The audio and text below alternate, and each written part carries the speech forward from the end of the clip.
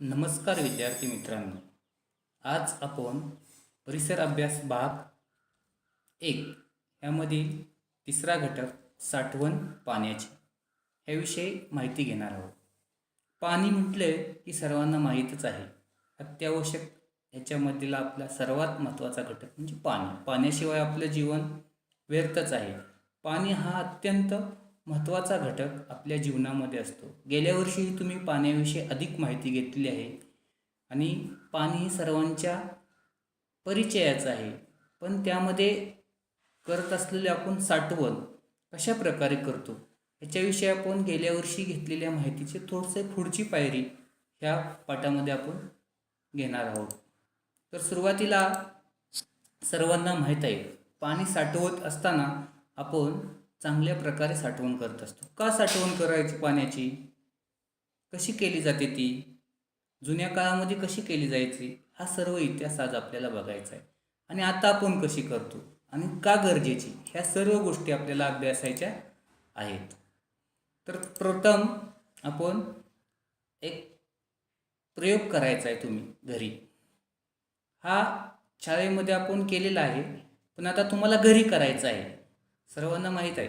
तर तुमच्या पुस्तकामध्ये पान नंबर 16वरती एक प्रयोग दिलेला आहे आणि तो प्रयोग तुम्ही करायचा आहे. म्हणजे कृतीच आहे थोडीशी छोटी, पण ती कृती करत असताना तुम्हाला फार काळजी घ्यायची आहे. काय काळजी घ्यायची? तर सर्वांना माहीत आहे, काळजी घेत असताना त्यामध्ये निरीक्षण, मी सुरुवातीलाच तुम्हाला सांगितलं, अतिशय महत्त्वाचा घटक म्हणजे निरीक्षण व्यवस्थित करायचे ते ॲक्टिव्हिटी करत असताना. आणि जेव्हा ती ॲक्टिव्हिटी तुम्ही व्यवस्थित करणार आहात तेव्हाच तुम्हाला त्या घटकाची अधिक माहिती होण्यास मदत होणार आहे. तो प्रयोग अतिशय महत्त्वाचा आहे. त्यातून तुम्हाला काही प्रश्न आहेत त्याच्यावर आधारित पुस्तकामध्ये 12 प्रश्न आहेत. त्या प्रश्नांची उत्तरं जर तुम्ही ती ॲक्टिव्हिटी मनापासून केली तरच ती उत्तरं चांगल्या प्रकारे तुम्ही लिहू शकता. किंवा तुम्ही तुमच्या पालकांची सुद्धा मदत घेऊ शकता ती ॲक्टिव्हिटी करत असताना. परंतु तुम्ही स्वतः त्यामागे विचार करायचा, निरीक्षण करायचं आणि तुम्ही स्वतः उत्तर लिहायची, फक्त मदत घ्यायची आहे पालकाची. तर ही ॲक्टिव्हिटी चांगल्या प्रकारे पूर्ण करा. नंतर पुढचा मुद्दा म्हणजे पावसाळा. पावसाळा सर्वांना माहीतच आहे. आता सध्या आपला कोणता ऋतू चालू आहे? तर पावसाळा. तुम्ही शिकलेला आहात. तर हा पावसाळा तर 3 ते 4च महिने असतो. मग आपल्याला वर्षभर पाणी कसं पुरतं, हा प्रश्न पडलाच असेल ना. तर त्याच्यामागे सर्वांना माहीत आहे की त्या पावसाळ्याचं पाणी जरी आपल्याला 3-4 महिनेच वापरता येत असलं तरी वर्षभर ते पाणी आपण चांगल्या प्रकारे वापरण्यासाठी काय करत असतो? उपयोग करत असतो. मग काय करतो आपण? तर सुरुवातीला पाण्याचा वापर आपण समजून घेऊया. आता एक तुम्हाला चित्र दाखवलेले बघा मी. पाणी, ज्या ठिकाणी पाण्याची उपलब्धता नाही अशा ठिकाणी बघा पाण्यासाठी वणवण माणसं फिरत आहेत. एक हंडा मिळवण्यासाठी कितीतरी लांब लांब त्यांना जावं लागतं, किती अडचणीतून ते पाणी आणावं लागतं. तेच पाणी आपण कशा प्रकारे वापरतो, त्याचा वापर आपण कसा करतो, विचार करा तुम्ही. काटकसरीने वापर करणं अत्यंत महत्त्वाचं आहे. कारण काही भागामध्ये आपल्या जास्त पाऊस पडतो, काही भागामध्ये कमी पाऊस पडतो. तिथे पाण्याची अत्यंत कमी उपलब्धता आहे. त्याच्यामुळं त्यांना अनेक समस्यांना तोंड द्यावं लागतं. दुसऱ्या चित्रामध्ये मी बघा तुम्हाला दाखवलेलं की पाणी शेतीसाठी उपयोगी आहे. मग हे सर्व पाणी आपल्याला इतकं महत्त्वाचं आहे. मग हे पावसाळ्यातच आपल्याला मिळत असतं. 3-4 महिनेच पावसाळा असतो. मग तो संपल्यानंतर आपल्याला ते वर्षभर पाणी वापरायचं आहे. त्याच्यामुळे ते जपून आणि काटकसरीने वापरलं पाहिजे. आणि जर ते पावसाळ्यात पडलेलं पाणी जर आपण साठवलं नाही तर आपल्याला वर्षभर पाणी वापरता येणार नाही. त्यासाठी आपल्याला काही साठे आहेत की जुने जलसाठे आपल्याला बघायचे आज. त्यामध्ये पाणी जुन्या काळामध्ये म्हणजे इतिहासामध्ये किंवा मागील तुमच्या आजी आजोबांच्या काळामध्ये कशा प्रकारे पाणी साठवलं जायचं, त्यासाठी साठवण्यासाठी कोणकोणती साधनं होती, म्हणजे आता तुम्हाला माहीतच आहेत, पण कोणकोणत्या प्रकारे पाणी साठवलं जायचं ते आपल्याला पाहायचं आहे. म्हणजे तुम्हाला सर्वांना ह्या चित्रामध्ये पाहिल्यानंतर लगेच लक्षात आलं असेल हे कशाचं चित्र आहे. हा अत्यंत महत्त्वाचा जुना जलसाठा. हे बघा सगळ्यांना दिसतोय ना. तर हा जलसाठा कोणता आहे? तर विहीर. अत्यंत महत्त्वाचा जलसाठा असलेला हा विहीर. पावसाचं जे वर्षभर पडणारं पाणी जमिनीमध्ये मुरतं आणि मग ही विहीर खोदली जाते जमिनीमध्ये आणि त्यात आपल्याला पाणी मिळतं आणि ते मग वर्षभर वापरता येतं. हा एक जलसाठा आहे आपला अतिशय महत्त्वाचा. मग त्याचा आपण पिण्यासाठी शेतीसाठी वापर करत असतो. ह्या विहीर आता मातीची दिसते तुम्हाला, पण आता आपण ह्या विहिरीला असं खाली दगड असतो ह्याच्या, मग खाली खाली असं खोदल्यानंतर पाणी लागतं, म्हणजे पाणी मिळतं आपल्याला आणि ते पाणी आपल्याला वापरता येतं. का उन्हाळ्यामध्ये पण ह्या विहिरीतील पाणीसुद्धा आपल्याला संपलेलं दिसतं, त्यामुळे ते पाणीसुद्धा आपण जपून वापरूया. तर त्याचं पुढचं एक चित्र तुम्हाला दाखवलेलं आहे मी. त्या चित्रामध्ये बघा, ही पण विहीरच आहे, पण ह्या विहिरीचं बांधकाम दगडाने केलेलं आहे. जुन्या काळामधील अशा प्रकारे विहीर होता, पायऱ्या केल्या जायच्या आणि अत्यंत तळाला माणसे चालत उतरायची त्या विहिरीमध्ये अशी आणि पाणी काढायची. असा अत्यंत महत्त्वाचा असणारा हा जलसाठा आहे. तो आपल्याला माहीत असणं गरजेचं. त्याची अधिक माहिती तुम्ही घेणारच आहात.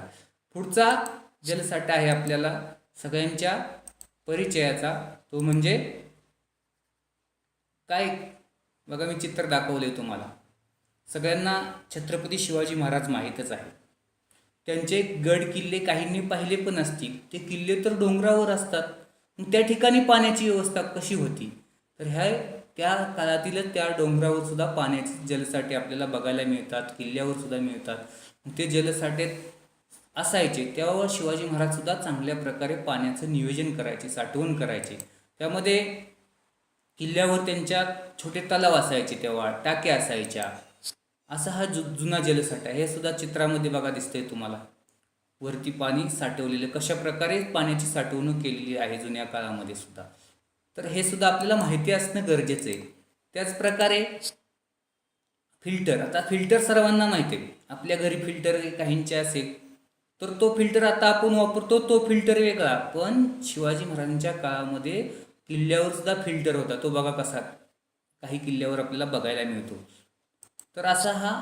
त्यानंतर शिवाजी महाराजांनी, आता हे का सांगतो तुम्हाला जास्त मी, गड किल्ल्यावरील पाण्याचं जलव्यवस्थापन. तुम्हाला परिसर अभ्यास भाग 2 मध्ये सुद्धा शिवाजी महाराजांच्या जेव्हा आपण अभ्यास करत आहोत, त्यांचा इतिहास अभ्यासत आहोत, तेव्हा त्यामध्ये सुद्धा त्यांचं गड किल्ल्याचं जे जलव्यवस्थापन आहे त्याच्यावर आधारित तुम्हाला पाठ आहे. तर इथं बघा कशा प्रकारे ते पाणी साठवलेलं आहे. हौद हाट बघा, जुन्या काळातलं हौद पाणी साठवलेलं आहे. त्यानंतर पाण्याची साठवणूक किल्ल्यावर सुद्धा किती चांगल्या प्रकारे पाण्याची साठवणूक ते करत होते आणि मग ते वर्षभर वापर, कारण पावसाळा संपल्यानंतर आपल्याला ते पाणी वापरता यावं म्हणून हे व्यवस्थापन केलेलं शिवाजी महाराजांनी सुद्धा आपल्याला दिसून येतं. हे सुद्धा गरजेचं आहे. आता हे चित्र तुमच्या लक्षात असेल, काहींनी बघितलं सुद्धा असेल की पन्हाळगडावर पाण्याची साठवणूक केलेली स्वतः मी पाहिलेली आहे आणि आपल्या शाळेतील मुलांनी सुद्धा पाहिली. तर ही पाहत असताना तिथं साठवणूक कशा प्रकारे केली हे आपल्याला बघायला मिळतं. म्हणजे गड किल्ल्यावरचं बघा, ह्या ठिकाणी सुद्धा नळदुर्ग किल्ल्यावरील पाणी नियोजन कशा प्रकारे शिवाजी महाराजांनी केले ते सुद्धा आपल्याला पाहायला मिळतं. हे तुम्ही माहिती घेतली पाहिजे. तर ह्या ठिकाणी बघा, हिरोजी इंदुलकर शिवाजी महाराजांच्या काळामधील एक त्यांनी रायगडावर कोरलेला शिलालेख आहे आणि त्यामध्ये सुद्धा विहिरी, टाकी, तळी ह्या पाणीसाठ्यांचा उल्लेख आपल्याला केलेला दिसून येतो.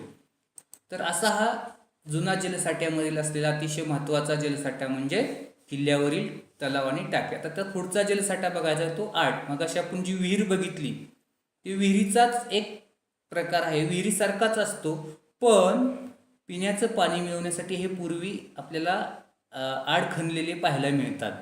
पण त्या विहिरीपेक्षा त्याचा घेर म्हणजे हा आकार हा छोटा असतो आणि मग त्या छोट्या आकारामध्ये असं दगडाचं काम केलेलं असतं आणि त्या दगडाच्या कामात छोटा असल्यामुळं त्याला आड म्हणतात. मग ह्या आडातील पाणी आपल्याला मी सांगितल्याप्रमाणे पायऱ्यावरून जाऊन काढतात किंवा बाजूला असं चक्र जोडून बादलीच्या साह्याने सुद्धा पाणी काढलं जायचं. असं हे छोटे छोटे आडसुद्धा आपल्या जुन्या जलसाठ्यामध्ये आपल्याला बघायला मिळतात पाणी साठवण्यासाठी असलेले. हा एक अतिशय महत्त्वाचा जलसाठा आहे. त्याचबरोबर पुढचा जलसाठा म्हणजे सगळ्यांना माहिती आहे. आता हे चित्र मी आताच्या ह्याच्यातलं तुम्हाला दाखवलेलं आहे की नदी किंवा ओढा किंवा ओहोळ वाहत असेल तर त्या ठिकाणी असं पोती टाकली जातात, वाळूची पोती ती भरलेली एका करून ते पाणी साठवलेलं आपल्याला दिसून येतं. अशा प्रकारे आपण बंधारं बांधत असतो किंवा हा छोटा बंधारा आहे, ह्याच्यापेक्षा मोठा मातीचा बांधू शकतो. काही आता सिमेंट दगडीचे सुद्धा दगडी बांधकाम केले सुद्धा नदीच्या किंवा ओढ्याच्या इथे आपल्याला बंधारे बघायला मिळतात. आणि ते बंधाऱ्यात पाणी पावसाचं साठवलेलं जातं हे आपल्याला दिसून येतं. या ठिकाणी बघा आता अत्यंत आधुनिक पद्धती शास्त्रीय पद्धतीने भूमिगत बंधारे कसे बांधले जातात हे सुद्धा ह्या ठिकाणी दाखवलेलं आहे. जेणेकरून खोदकाम करून बंधारा बांधला जातो आणि ते पाणी आपल्याला वर्षभर वापरता येतं.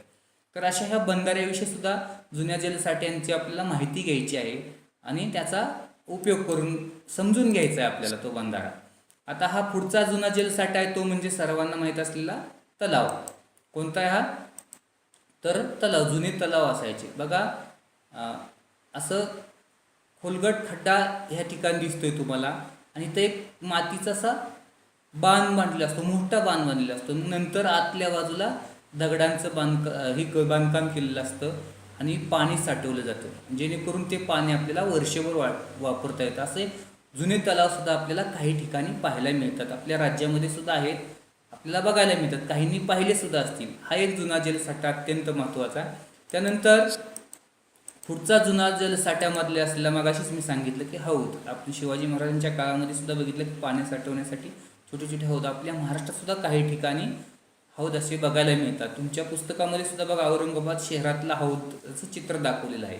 असे हे जुने हौद म्हणजे हे जुने जलसाठे आहेत. आपण पाहिलेले विहीर असेल, किल्ल्यावरचे तलाव टाके असतील किंवा नदी व बंधारा तलाव हे सगळे काय आहेत तर जुने जलसाठे आहेत. आणि हे जलसाठे तुम्ही सर्वांनी काय करायचे समजून घ्यायचे, त्याची माहिती गोळा करायची, मिळवायची माहिती किंवा आपल्या आजी आजोबा असतील, आई वडील असतील ह्यांच्याकडून अधिक माहिती घ्या आणि जुने जलसाठे भविष्यात तुम्ही पाहू शकता. पर्यटन स्थळी गेल्यानंतर आपल्याला बघायला मिळतात. तर आता आपल्याला अत्यंत पुढचा जो घटक बघायचा आहे तो म्हणजे नव्या व्यवस्था. पाण्याच्या ज्या नव्या व्यवस्था काय आहेत ज्या आताच्या काळामध्ये आपल्याला बघायला मिळतात त्या तुम्हाला लगेचच लक्षात येईल. कदाचित तुम्ही बघितलेल्या सुद्धा असतील. पहिलंच अतिशय महत्त्वाचा घटक म्हणजे धरण. आता धरण सर्वांना माहीत आहे. आपल्या जिल्ह्यामध्ये सुद्धा आपल्याला धरण बघायला मिळते. कोयना धरण असेल, धूम धरण असेल, बलकवड धरण असेल, अशी अनेक धरणं आहेत. वीर धरण आहे. आपल्या राज्यामध्ये विविध धरणं आहेत. मग ह्या धरणाचं पाणी सगळ्यांना माहिती आहे की ते साठवलं जातं पावसाचं पाणी आणि मग ते आपल्याला वर्षभर शेतीसाठी असेल ह्या ठिकाणी धरण बांधलेले असतं. व्यवस्थित ते बांधकाम केलं जातं. मोठं धरण असतं त्याच्यामध्ये भरपूर पाणी असतं त्याच्यामध्ये आणि ते पाणी शेतीसाठी पिण्यासाठी आपल्याला उपयोगी असतं. हे धरण तुम्हाला पाहिलेलं आहे त्याच्यामुळे जास्त तुम्ही माहिती घ्यालच त्या धरणाविषयी कारण अतिशय त्याचा उपयोग आहे आपल्याला. त्यामुळे तर वर्षभर आपल्याला पाणी मिळतं प्यायला. त्याचबरोबर धान्य पिकवता येतात. त्यामुळे धरणाची तुम्हाला अधिक माहिती आहेच. हे बघा धरणाचे वेगवेगळे फोटो आहेत तुम्हाला दाखवलेले आहेत.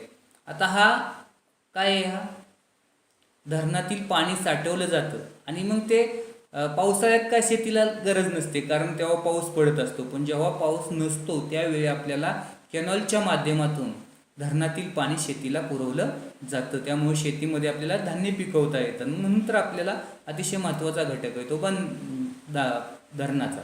धरण सगळ्यांना माहीत आहेच. तर ही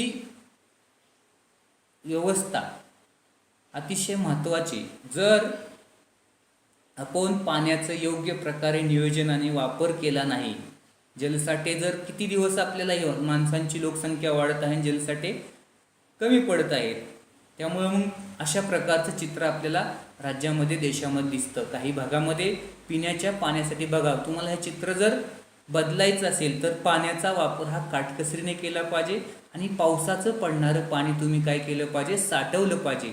त्यासाठी तर आपण आता धरण बंधारे बांधले जातात जेणेकरून जास्तीत जास्त पाणी साठवलं जावं आणि लोकांच्या ह्या पिण्याच्या ज्या पाण्याच्या समस्या आहेत त्या कमी व्हाव्यात. तर हे तुम्ही लक्षात घेतलं पाहिजे. आपण जे पाणी वापरतो ते काटकसरीने वापरलं पाहिजे कारण आपल्या राज्यातील लोकांना अशा प्रकारचं संकटांना सामोरं जावं लागतं. या ठिकाणी बघा आता तुम्ही कसे कडेला उभे राहील. किती अवघड परिस्थिती आहे की जीवघेणी की आपल्याला जीवावर उदार होऊन पाणी मिळवावं लागत आहे आणि आपण ते पाणी काटकसरीने वापरणं अत्यंत गरजेचं आहे. हे फार महत्त्वाचा गरज आहे. ही नव्या व्यवस्थेच्या माध्यमातून आपल्याला पाणी आता जास्तीत जास्त साठवण्याची गरज निर्माण झालेली आहे. किंवा विंधन विहीर सुद्धा माहिती आहे, बोरवेल तुम्हाला ती सुद्धा एक नवी व्यवस्था आपल्याला बघायला मिळते. आता आपल्याला काही भागामध्ये अशा प्रकारचे मोठे रांजण तुम्ही पाहिलेले असतील, तर त्यांच्या माध्यमातून आपल्याला पाणी पुरवलं जातं. हे यालाच काय म्हणतात माहिती आहे सगळ्यांना? काय म्हणतात? पाणपोई. घराबाहेर पडलेल्या लोकांना तहान लागल्यानंतर पिण्यासाठी पाणी लागतं, आणि ह्यासाठी काही ठिकाणी असे रांजण किंवा मोठे माठ पाण्याने भरून आपण काही ठिकाणी ठेवलेले पाहिलेले आहेत. ती म्हणजेच पाणपोई. ही सुद्धा पाणपोई व्यक्तींना उपयोगी पडते पाणी पिण्यासाठी. उन्हाळ्यात तर आपण जास्त याचा वापर करत असतो. अशा प्रकारे आपल्याला ह्या नव्या व्यवस्था आणि जुन्या व्यवस्था पाण्याच्या साठवणुकीच्या माहिती झालेल्या आहेत. आता तुम्हाला हा पाठ संपूर्ण वाचायचा आहे, त्यातील स्वाध्याय आणि तो मी सांगितलेली ॲक्टिव्हिटी कृती तुम्हाला व्यवस्थित पूर्ण करायची आहे. त्यानंतर घरोघरी पाणी कसं पोचतं किंवा पिण्याचं पाणी याविषयी असणारी पुढील माहिती आपण पुढच्या पाठामध्ये घेणार आहोत. तर सर्वांना पाण्याची साठवण हा घटक समजलेला असेल तर सर्वांनी नीट वाचा, त्याच्याविषयी अधिक माहिती मिळवा. काय शंका असेल तर तुम्ही मला केव्हाही विचारू शकता.